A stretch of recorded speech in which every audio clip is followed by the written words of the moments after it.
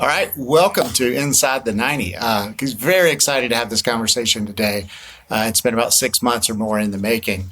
And to give a little context, we have Tony Chiappetta here today with ModernIT out of Los Angeles, California. And I was at IT Nation I believe it was last November. And it's my first time at that conference, large MSP conference. And the keynote came up and they brought this guy named Tony on the stage. And before they brought you out, I don't remember the sequence, but they put a video up that had this shelf right behind you. And everybody could see you and see traction. And then you got up on stage and you talked for like 3 to 5 minutes, it seemed like.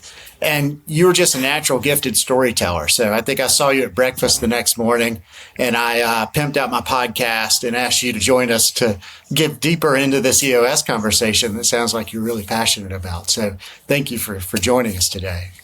Oh, thanks for singling me out and for what you're doing to help people on their journey. It's good to help support that. So what, curious on the IT Nation thing, like what was your connection to that? How did that come about? They're a great partner of ours. They're a strategic partner and, they've been very open-eared when it comes to how they can help make a better product. And, I've given them tons of feedback. They've been really, really accepting of it. And it's, when the time came to talk more about the product and where it's going and the journey of partners that are looking to be more efficient, I was happy to share our story of how, our strategy is based on a platform and it just aligned to what they're building. And so they asked me to come up and just share a little bit about it. And I was happy to do so. Anytime I could help people on their path, that's our purpose. That's why we do. When I started the company, I started a help desk because I like helping people. That's where everything derives. So, it was a great opportunity to do so. And 3 to 5 minutes sounds, it goes really fast when you're on stage, obviously, but oh yeah. But thanks for the kind words. I appreciate it. Well, what was cool was, it wasn't scripted. There were no slides, right? And you just sit up there, you were mic'd, and y'all had a conversation. And it was very fluid. And I was, I've been in those situations before, and I get a lot of ums, and my arms are flying around, and I'll lose my train of thought. But it just seemed natural. So very cool. Yeah. Anytime you just share your life and openly discuss where you've been, you don't have to remember anything. You just get to talk about what your experience has been. And that is just a fluid conversation if you're doing it for the right reasons, especially. So yeah. I appreciate that. And it's not as hard as it seems when you just get somebody to ask you about yourself. Isn't that like winning friends and influencing people? That's the best way to be interesting. You just be interested. So they asked me about myself and the journey, and it was just an easy flow. Well, so going back to that journey, you said you started your company as a help desk. Let's talk about where your entrepreneurial journey began. Yeah. So, came out of college, got a corporate job for a couple years. And it just wasn't for me. And it was a great experience having a corporate gig. And I was traveling around America as a 22-year-old kid and just wasn't able to see myself finding purpose working under a mid-level manager in a large corporation. And I'm not into politics. I'm into, again, just achieving purpose, and it just wasn't a play for me. And so I left that opportunity with really nothing other than I know that I enjoy helping people. And I remember in college writing down my perfect role is going into organizations and helping understand their technology and recommending solutions for them. And so I went back to that index card that I wrote down, and I said, if I could focus on this and do this, I would be very happy. And so I did that, and I just started calling people in the phone book in the yellow pages back then, and just calling businesses. And after calling 1,000 of them, one person said, all right, you know what, I'm actually kind of not happy with my IT person. I had to learn, like the first time you call, you get real nervous actually. And I was a technician or an engineer. And so calling and selling myself instead of being able to just prove myself through action was very difficult. And stumbled plenty of times, but finally some guy said, I'll give you a chance when met with them. I'll never forget. I was actually trying to play coy, and he's like, "All right, well, yeah, I'll take a meeting. You call me at the right time." And I was like, "Okay, great. How does next Thursday sound?" And I had nothing on my calendar, but I didn't want him to. I'll be there right now. He's like, "Yeah, that works." And so we booked it, and then he said, "You know what, kid, you remind me of you. I'm going to give you a chance." And you know, he let us start helping him, and we were just doing time and materials. Like, call me when there's a problem, and I'll fix it. And so I did a great job, because it was very easy coming from a large corporate environment down to a small business with, 2 locations, 50 users a location, and they had some core issues that was able to just be fixed. And as I got in there more, I got to know the people that were working there. It was a real estate company, and it was during the real estate boom of the early 2000s. And so agents were leaving from one to another, and I would just help them remove adware from their computer, and just was personable and genuinely enjoyed going from a slow computer with a bunch of pop-ups. Back in those days, there was a lot of that, to them being, "Oh my gosh, it's like it's new again. You're the best." And thank you. Like, I sincerely appreciate that. It feels great to help. And then they would go into a new real estate company, and they would tell them they got this great IT guy. And so I'd get brought into another one, and then into another one, into another one, and started growing just by work hard, stay honest, know my stuff. And it just kind of worked out as a mantra. And so I grew the organization that way, and eventually started finding more opportunity than I could do just by myself, and hired my first employee, which was a great experience, trying to figure out how you even go about that from nothing as a formerly employed person to understanding that.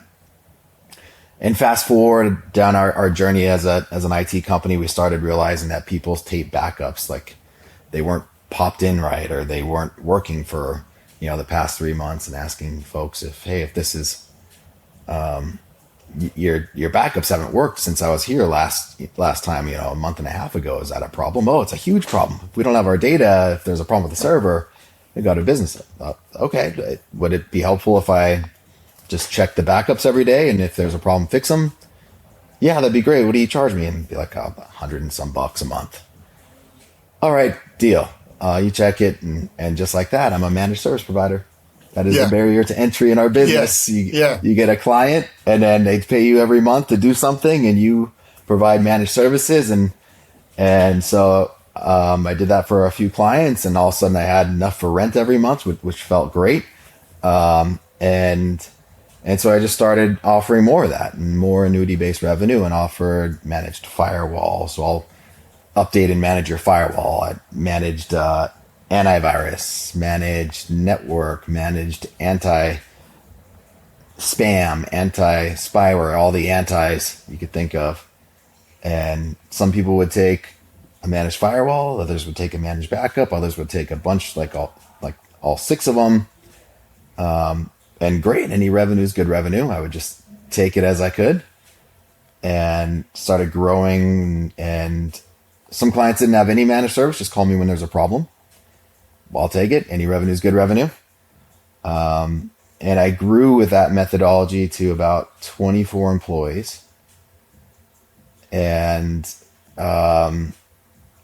that went for about the first 10 years, I'd say. I was going to say, what's the timeline on that? Early 2000s to... Yeah, to the early 2010s, so like around 2013, I'd say, is when that business model of take any revenue, hire any person that's green, that's looking for opportunity to be just like me. About 20 some employees, and a couple of million in service revenue, and the wheels just fell completely off that thing. Yeah. And it culminated with me telling one of our up and coming engineers, "Hey, you're going to be in charge of technology now and do the technical stuff, and I'm going to go out and continue selling." Not knowing that I was selling a very poor offering of chaos. And here's a raise, and he pushed the raise back, and he's like, "You could have it, boss. I don't want to be responsible for this. I am, working 40 hours here feels like 80, and I never work just 40. and I'm constantly in a server room, basically spending the night. This client thinks because we manage their firewall and we were here 6 weeks ago to fix a printer that we're responsible for their server being down now. And they don't have any backups. They don't have even disks of the server. And our purpose is to help people, so we can't let them down. So I have to find a way to fix this. And then they don't want to pay for it because they think that we set something up 6 months ago, and it's our responsibility because we're their IT guy, and I can't do it. Like, so I don't want the responsibility. And he started crying, actually, and I realized my effort to start something based on wanting to help people was actually creating more harm than good, not just for our customers, but for, more importantly, our people, which is what we were selling. And so I just created a mess, Jamie, like through that business model, trying to sell anything and hire people to be like myself with poor process and structure, that people would call in that we've never talked to before. We'd have no documentation of their environment, and we need to fix their computer ASAP. And they would talk to people that I just picked up out of a local technical school that had very poor skill set. And it was just bad. So what is, as getting to the EOS side, at what point were you introduced to EOS, and, what was that, just that initial conversation when you learned about EOS, what did that look like? Yeah, well, it was actually multi-step to get to that. So I started getting introspective, and I was at an inflection point. It's either, like, get rid of this business and try and sell it, and it wasn't worth much because it was me and a bunch of helpers. Yep. That didn't have it, like, if I left, the thing would just fall apart. So there's not a ton of value there. And then, or fix it. So I started trying to figure out how to fix it. Well, I need to start understanding business better. So I started reading Good to Great and business books, whatever I could find that seemed like it would help me understand how to run a business and not just be an engineer, and get a new perspective. And I came across a book called The Rockefeller Habits, and a mentor that helped me understand more about the Rockefeller Habits. And I love the idea of a one-page business plan. That was part of that.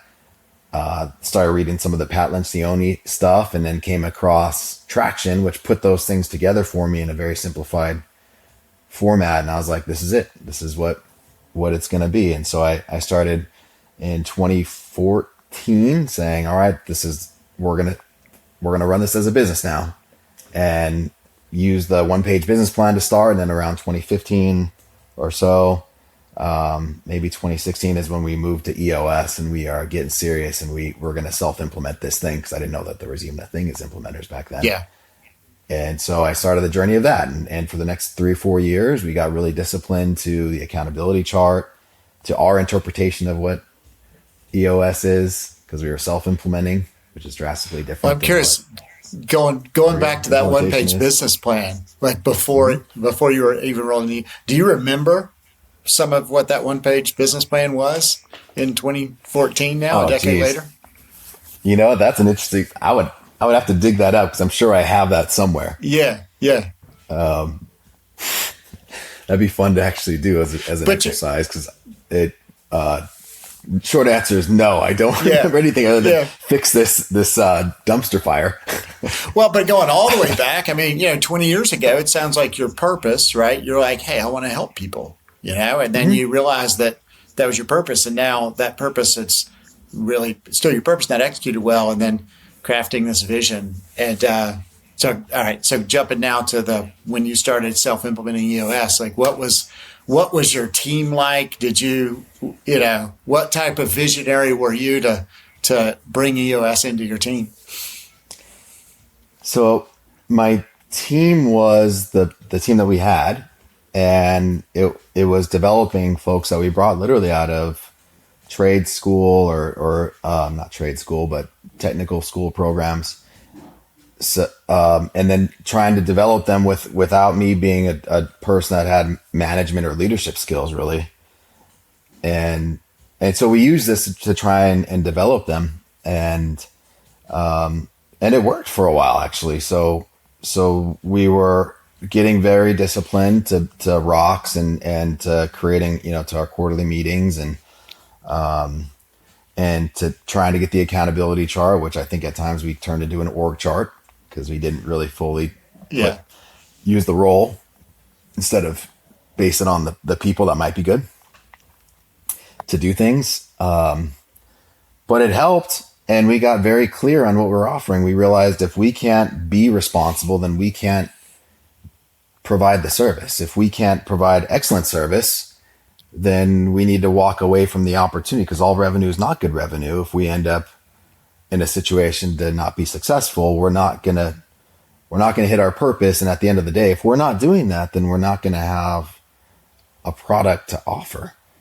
And so we went from realizing we again, through a mentor that was very successful in our industry, he walked us through creating something called standards, which is basically our list of things that had gone wrong in the past, that if we were there the day before and checked a box, could we have prevented it? And we came up with, first we started with 20 of these, and then 80 of these, and then ultimately hundreds of them. And we started assigning a role that just went through and checked those standards. And they went to a client's site, and do they have a battery backup protecting their servers, for instance? Do they have a backup for their data? And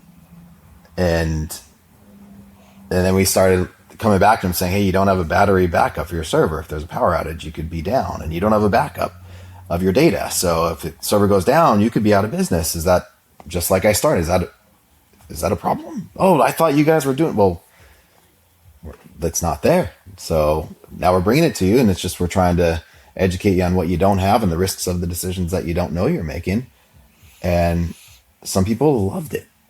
And of the other hundreds and hundreds of clients, as we had like a base that was basically feeding the entire, like, people were paying us to then provide support that we paid for to provide a bunch of other clients because we had no relationship with them. They called, and it wasn't even profitable to do business with them, but we didn't really fully understand at the time. I didn't understand at the time, because all revenue is good revenue. And so as we realized, it costs, like at the time, $3,000 a month to provide this checklist and go through this process, because it takes process, and process takes time, and time costs money. There's salary associated with it. But as we were able to provide the end result of a great relationship, people had a strategy for their business, a budget that was based on us just educating them on what the best practices are. It flowed as a process. We were able to go to we had hundreds of clients. We said, hey, we can deliver on what your expectations are. So you're not pissed at us all the time, so that we don't suck, so that we can be responsible for this. But it's going to cost $3,000 a month for us to do that. And here it is. And I'm very happy because it's working. And the 10 clients that we're doing this for are ecstatic. And I know you're paying $200 a month or $800 a month, and it's going to be more, but this is how we deliver. And man, did I get run out of so many places, Jamie, you snot nose. You're too big for your britches now. I knew you when you were a snot-nosed punk, and now you're coming at me this stuff. You need to get the hell out of here. It's like, I'm just saying, like, you're yelling at us 2 weeks ago because your system was down. I could prevent it here. Well, it's not that important. It's not worth it to be down. I mean, when you were down, you were telling me it costs $6 gajillion a minute. It was very important at the time. You were yelling. Well, it wasn't that big of a deal. Okay, well, it's one or the other. Like, it is a really big deal when it is down. I don't want to have you down, and I know exactly what to do to fix it. But this is what it takes. So, understandably, I had to help about, 200 different clients offboard our service and help them find a new IT company. And I did that for free. I probably should have had a relationship with the person that I was referring them to, or the people I was referring them to. But at the same time, I was giving them bad business models, and I didn't feel great about that. But if that was valuable for them, great. So, but it's back to that purpose of helping. I mean, that sounds like there's a thread here of you really do enjoy helping other organizations, even if it's sacrificial. We can't leave people hanging. Yeah, that's one of our core values. Like, we'll never leave you hanging. And so we went from hundreds of clients down to 19. And went from 20 some employees as we started implementing the account, like not just the scorecard, and we started doing daily huddles. Like, all right, let's walk around. Like, what was your number yesterday? What are you stuck on? And, like you're supposed to close 10, 12 tickets a day, and every day, like the same people, I close 2. Oh, well, all right. Well, let's all rally. Let's help this person close more than 2 tickets, guys. And ended up, those people didn't like the new direction of the company, this accountability thing. The accountability. Yeah. It's really a problem here. And so I think one of the people said to a coworker, why would I close tickets? Because there's just going to be more. So why would I try and do more than 2? Like, there's just going to be more anyways. It's like, okay, that's the wrong person. Yeah. And they deselected themselves. And some people honestly, Jamie, I'd broken them. I had them in reactive fire mode for so long, and they were living on this adrenaline rush. And as soon as they got, solved the problem and saved the day, they're so burned out. They didn't have any energy to do anything proactive. They know what they're supposed to do. They know why they're supposed to do it, but I just burned them out until the next fire, and they took that high and then falling off a cliff. And so I helped some people find new jobs and just gave them kind of that fresh start and helped them with recruiters and other stuff, because so we ended up going down to, I think, 8 people at our lowest point as we hit a massive, it wasn't even a glass ceiling. We were hitting like concrete of this business model's broken. But we knew what we had to do to provide a great service. And so we just started building that back up and over time got really, really great at providing like a great outcome of IT service. And that created space because we didn't have chaos at all times. With space, we were able to then invest more into understanding how can we provide more value and have a better strategy. And we started really getting deep into our business plan. And all right, well, we're going to try and focus more on having less stuff and less different tools, because all these tools add complexity and them working together doesn't work out well for us. And so we started moving to just Microsoft for all, like, our tool stacks, all of our securities in Microsoft. We move people and their files into Teams and their phones into Teams and position it so that they could take advantage of more of what they're purchasing already. And as we started doing that, we did it so we could train our people and have a career path and be great at it. And we started realizing, well, now that all of our clients are in the same thing, we could show them how to do stuff. And so we started having this thing called Teams Tuesday, and we'd offer training. And man, there was nothing like for us I had no idea I could do that. That's going to save me so much time, is like probably one of the most favorite things I hear. Yeah. And so we just really started honing in on like helping humans be more productive is what this is all about. And started realizing that we want to be the most human-centric IT company on the planet. And so that led to us having some differentiation and helped us scale further as the pandemic hit, us being able to say, oh, well, our clients that are already in Teams, they just picked up their Surface laptop and they went home. Those that aren't, it was 6-1, the number of tickets that they had for those that were. And then it was like 10 years of adoption happened in the first 3-5 months of the pandemic. And so our service of just moving everything into, I just have a laptop and everything gets delivered via Teams and security. Like, we want that. And so we scaled like crazy, and we hit like a growth spurt, and we were poised for that. And that's been our journey. And a lot of it is attributed to like the transition from where we were to us having a structured strategic business model and plan all happened through EOS.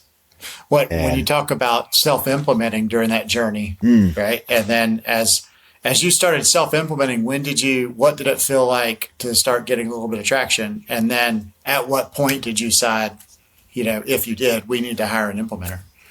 Yeah. So I think around 2018 or 2019, we decided, like, we've heard about it and we've said no and we've put it off, but, all right, we'll give it a shot. And we did. And what a difference it was understanding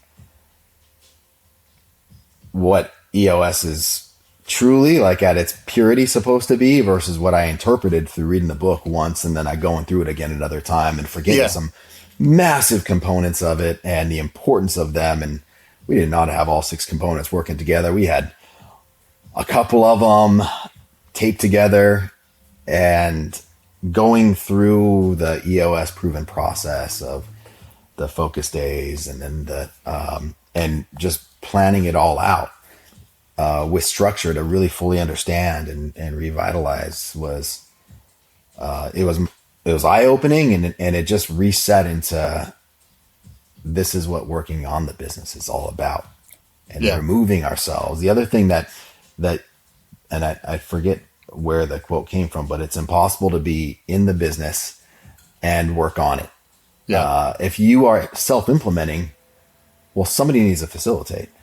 Absolutely. And so that somebody was me, and I was facilitating to the best of my ability, which meant I wasn't participating, or I was participating and I wasn't facilitating. Either pick one, because it's not both. Great. That's facilitation 101. Facilitators can't participate, right? So you have to separate the two. And so without that, then it dilutes what's possible massively, and how long it's going to take you to get to where you want to go, and how quickly you're able to identify that you're in the midst of a glass ceiling. Because the glass ceiling isn't a one-time thing. If you're doing it right, you're setting yourself up to run into the next one very soon. Pretty soon.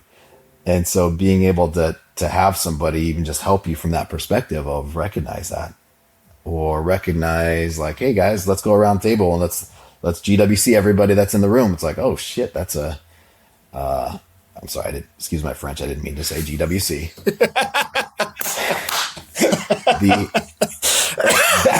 That's a tough thing to do. Okay, all right, yeah, I don't think that this person gets it.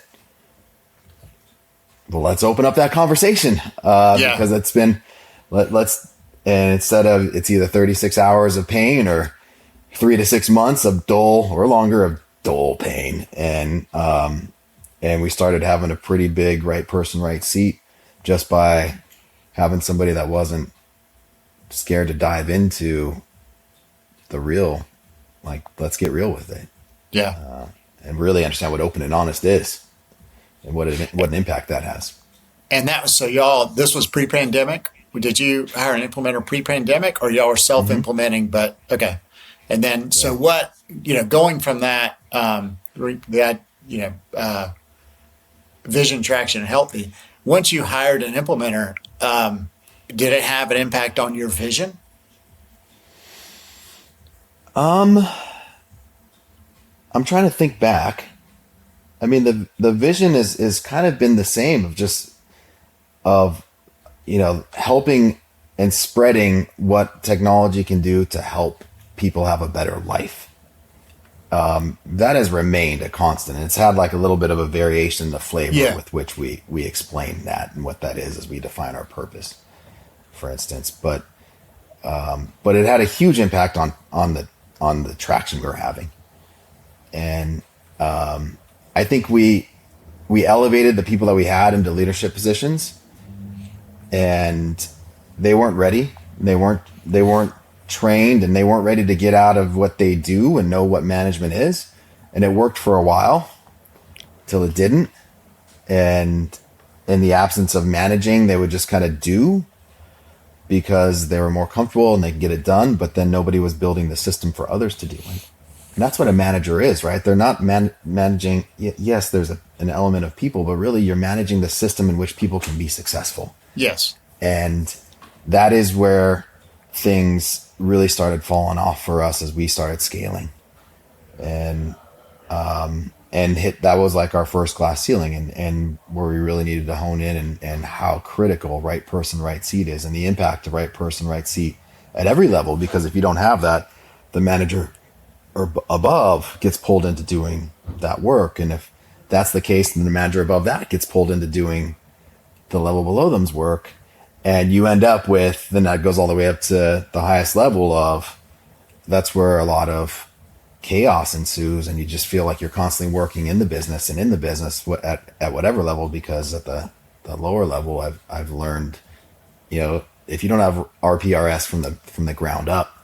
And so that's been a big learning for us, Jimmy, on how do we discover that? And and obviously the people analyzer is helpful, but that's kind of, the really understanding the scorecard Yeah. of EOS and how we use that. And we, in self-implementer fashion, I thought I knew what I was doing there. And I learned a lot along the way of how to have a scorecard with less stuff on it, how it flows. It distills its way up, right? So there's plenty of different metrics for each role, and then that they flow up at each level. So if the leadership has less stuff, but I can still keep my thumb on the business. And what my biggest awareness was of that is we were having meetings originally, and people would forget to put their number in the scorecard. And during the meeting, during the segue, they'd realize the scorecard's next, and oh no, let me pump in this number. And it wasn't always accurate because it was a manual input. And so without that, like either they were having trouble finding the data or the data wasn't valid. Well, why was that? Well, people weren't using the system the right way. Well, why is that? Well, we aren't measuring that the right way. And if you don't have a system that people are using accurately and you're unable to measure it, then how do you run anything as a business that's looking to scale? And we realized by having just the scorecard based on, oh, well, we closed it last week, so I'm counting it, but it really didn't finish until this week, so I'm counting it again. Yeah.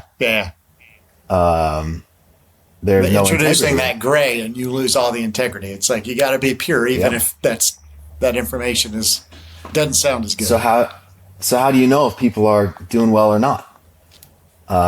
You can't really RPRS them because the data doesn't allow for that. And one of the biggest, most insightful things that we've learned and done is being able to extract our data into a scorecard that people still check in every week. And every week it shows the scorecard just as it does, whether it was an Excel spreadsheet or 90 back in the day, we were using that, to a system that allows us to have our scorecard so that it's live and the data is pulled from the system. And if it's not correct, then it wasn't done. And that instilled integrity in how we use our systems and how we followed our process, because our process is tied to the number, right? You can't have like X number of things show up on your scorecard if you didn't follow each step of the process. And that was a real key to our ability to not just scale, but RPRS. How do we make sure that people it's red or it's green, right? Now it's not, I like you and you're a nice guy, and that's how I'm going to think if you're RPRS. It's, I think you're a great guy. That has nothing to do with it. You're red for 6 weeks in a row. Like, yeah, we've had this conversation now 3 times. Like, this is the third, and we knew from the last one that we weren't going to like this one, but unfortunately the role requires this number to be green. And alternatively, on the other side of that is you've been green 6 weeks in a row on all your numbers. Outstanding job. I just want to say you're being successful. That's your success here impacts the company as a whole in this way. You're not just doing this as a cog in the wheel. Like, this has a tremendous effect on human beings because you're disciplined here. And I just want to commend you. And as a result, the company is more successful. Now I can give you a bonus and I can compensate you on a variable level at a higher clip. And it's not just meant to be negative. And when it's meant to help people understand what success looks like and allow them to be successful, so that they could feel good about it and be able to understand how they tie into the purpose of the company, and they're hitting on their purpose as what they have as humans too. And that objective management ability all comes from the scorecard. This is the number we're supposed to be at. Either you did it or you didn't. And it's true because it's only pulling from the system, and you can't have it if it's not in the system.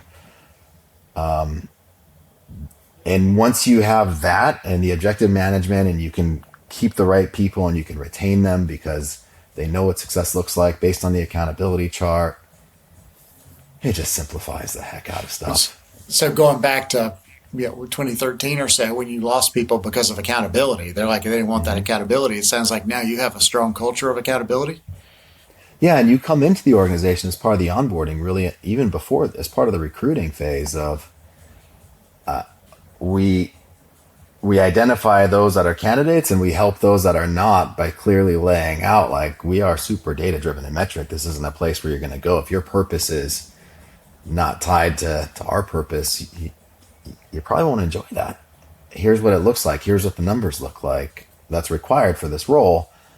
And it makes it so that it allows us to have that's on our job description now. So it's helped us retain people that are okay with the accountability because they enjoy doing the work. And it drastically changes the entire dynamic of our PRS from way back in the hiring phase. And when you talk about scorecards, are y'all using third-party software? Have y'all built your own scorecards? Do you integrate with others? Like, what are your scorecards built in? So we use it's kind of an up-and-comer in the EOS community for managing or for running your business on. It's called Strety, Strety, and shout out to those guys because they are developing and creating features, and those guys are awesome. So what's shout great out about Larry. us? Shout out to Larry here. I was talking to him last Thursday. So. Oh, were you? All right. Yeah. There you go. They're good dudes, and they actually integrate it with ConnectWise, and so your to-dos, and they integrate with Planner and whatever, because where our struggle was, we started using other platforms, and then we'd have our to-dos in that other platform, but we work out of this one all day over here, and then we forget that our to-dos are in the whole other place, and we got to manage work in multiple places. And it's just like the EOS creed. If you have more than one operating system to run your business, well, the more work management systems you have to run your business also creates some complexity and challenges. And so not only does it integrate with our work management system and our to-dos and rocks, our tickets and projects, but it also integrates so that we can pull data out. And so our Strety scorecard integrates. We've got a data warehouse that pulls data into it and that populates it through Strety. So our scorecard and one-to-ones are all pulling from that, and people can see their success based on what is being populated automatically. It's red or it's green, and we're cooking. So just curious on in your role, right, CEO, not talking about revenue, but what's a scorecard metric for you that you hold dear that you just got to know? Like where is it today? I think one of and this goes back to me being an engineer most likely, but our response time, when people need help, I want to see our response time not just being under 5 minutes as it's green if it's under 5 minutes. I want to see it closer to 1 minute. And I could keep my thumb on the pulse of the business, knowing how, all right, if it's getting greater than that, then there's a reason. And there's other things that are going on reactively.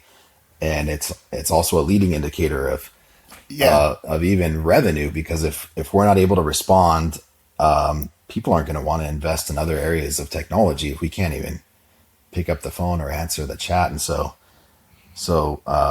there's plenty of others, but I think that is my biggest indicator. I see that number at 1.4 minutes that we are responding within on average. And we're actually a live human is talking to somebody. Yeah. That means that of all the things coming in, we're averaging 20, 30 seconds, and there's other things that do take longer. But is that engineering minded? Do you think, Jamie, is that just going back to my roots? No, I think it goes back to, it sounds like that thread of helping people, right? And if I assume you're talking about initial ticket response too. It's not every email you're responding to. It's like, hey, correct. Someone threw up a flag and said they need help. Let's get on it. Yeah, we can't leave them hanging. Yeah, if they need help, we're here to help them, and we do all this work proactively to make it so that we don't have to, and that we can solve things fast. We need to be able to respond quickly, and that just means so much to me. So yeah, is that so? You mentioned that was a core value. Is we can't leave them hanging? Is that literally the language of a core value for y'all? I think so. In the value story. Yes. You have what the core value is, and that can be kind of abstract. Yeah. And then the story of them is either the truth, the anti-truth of it, or an anecdotal story. And so I think it's, I believe that is a part of our core value. And I actually got it. We're driven by purpose is our core value. And if there's nothing wrong. Well, I don't know. I kind of have like a stance on life work balance. I don't think that exists. I think you have to be in harmony between life and work, and Yes. it's going to be a never ending sauce. So, but there are people that you're driven by different things that, money, life work balance. If you're doing this just so that you can have like more free time, if you're not driven by purpose, like we have to be driven and we have to like have like a good engine on us, but it has to be fueled by the things that we that mean something to us and what our purpose is. And so if folks aren't driven by purpose that's aligned with what we are, then they're not going to, Yep. they're going to get burned out. Yep. And they're just going to see an endless supply of tickets versus, man, I just helped make somebody's day. And Yeah, we as a brand guy, for me, that's one of the reasons why I love EOS is it does such a good job internal of giving the essence, and then you start putting real language to it. And what I love is when people say, it's probably only X number of core values really at an essence that people would kind of, if you gave them options, would pull together and say it's these 4 or 5. But when you say things like "we'll never leave you hanging," like that's your language, right? That's a really cool phrase, and I haven't heard that kind of accountability or ownership said in that phrase. So, as a brand guy, I think you got something there. Appreciate that. All right, I'll take that into our next. L10. Keep driving that home. There's 20 tools in EOS. You mentioned like the 6 key components. Then you got the tools. We've mentioned a few of them, but what's a tool for you that you discovered through EOS, and now you're just attached to it? It's just become something you're really passionate about. Outside of the scorecard, I think the scorecard is like the biggest, and I know that's like one of the. And I don't know if that's in the toolbox or that's just like a major component of it. Data, right? That's the 6 key components. That's data. Yeah. Obviously the part of the people analyzer and really understanding that and being able to take that and use the scorecard. I think that the people analyzer is so simplistic. Yeah. And so it's not easy to be simple and come up with something simple, but to be able to do something, and you have to have like your accountability chart well defined to do the GWC, and you have to have your core values well defined to do proper. You can't have core values that are pay to play. Integrity is not a core value. That's like, you have to. Why would I hire somebody that doesn't have integrity? That's absolutely But the way that the people analyzer just helps you get with the importance of RPRS and getting the right person in the right seat, and how you can use it and make it so that you have these objective conversations that aren't, because I'm an empath, right? I care so much about how the decisions we make affect those around. To be able to take it to make it so that it's objective and you can be like you're almost not being empathetic by not addressing these things, because people aren't happy in a role that they're not successful. It's stressful. Sometimes the best thing that you can do for them is release them to industry so that they can go find an opportunity that's better suited. And they'll probably take that awareness and look for something that they enjoy more. And that was very, very difficult for me to understand for a long time, because I didn't want to hurt people's feelings. And I cared so much about the impact, and I would just end up having a tough relationship with them because I wouldn't want to let them go, instead of it's green or it's red. And I love you no matter what, but it's red, and the role takes red or takes green. So it requires green. So we'll either solve it or one way or another. We're going to solve this together. So. Well, and I forgot to ask, so Josh is your implementer, right? Josh Holtzman. Yeah. Josh Holtzman. All right. He's the man. And how long have y'all been working with him? Actually, when I first looked for an implementer, he turned me down. And he was, I would go into prospects, and I would talk to prospects, and they weren't a fit for me. And I would tell them, I don't think you guys are ready for our service yet, but I do think that you would get a lot of value out of this book Traction. And I would come back and I would give them the book Traction, and they would read it and they would enjoy it. And they would say, do I know an implementer? And I'd refer them to a different network of implementers. And he was the first guy I reached out with, and he didn't have the bandwidth back when I first looked for one. And so we've now been working with him. We finally got on his list, and we moved over to him maybe about within the past year, and I've had a couple different implementers.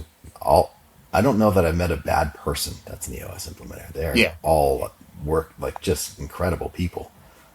For whatever that bond is that allows them to be connected. Just the character has been incredible of all of them, but of everyone I've met. But there's something special about working with somebody that is part of. I mean, Josh is involved with he shares feedback on the books they're writing out of EOS Worldwide, and he's been in the game for, I don't know, for 10 years or longer. He speaks at the conferences, and there's a different gear that you get. He's also twice as much and worth every penny. Exactly. The value is there. Yeah. And so, I don't recommend now that I've gone through self-implementing and experiencing that without Josh. I don't think, and it's like therapy. You can get a bad therapist too. Yes. Maybe not a bad therapist, but maybe not right for you. Yeah. And it can, or you're not ready for them yet. That knowing when someone's ready is a good one too. When the teacher or the student is ready, the teacher will appear, I suppose. Yeah. Right?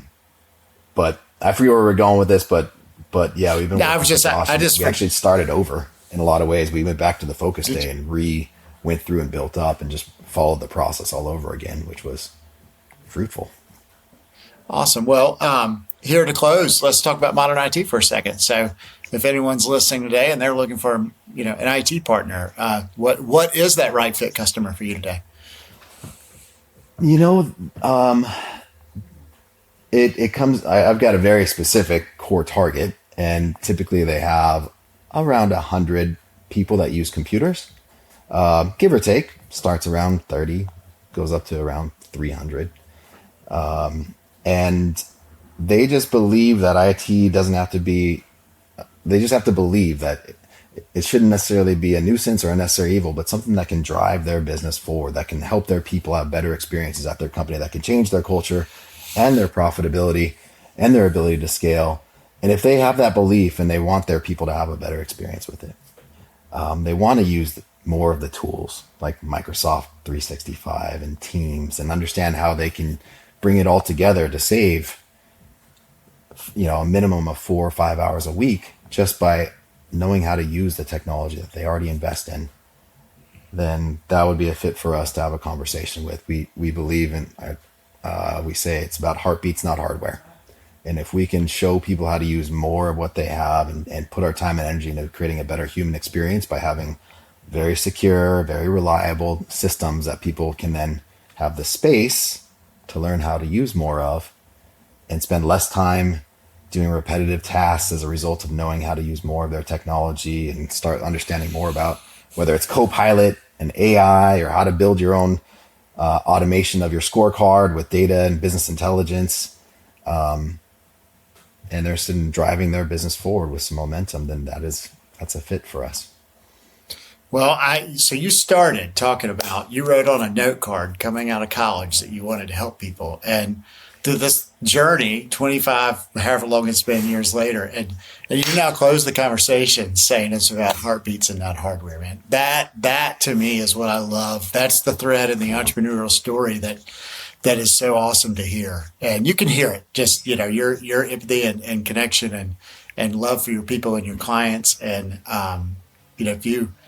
that part can't be, you found it early. So I think I commend you on finding that early and then being able to, some people do the 25 years and then realize, crap, I've missed the real calling. So very cool story. And thank you very much for sharing it, man. And let's keep the conversations going, and hopefully we'll see you again at IT Nation this year.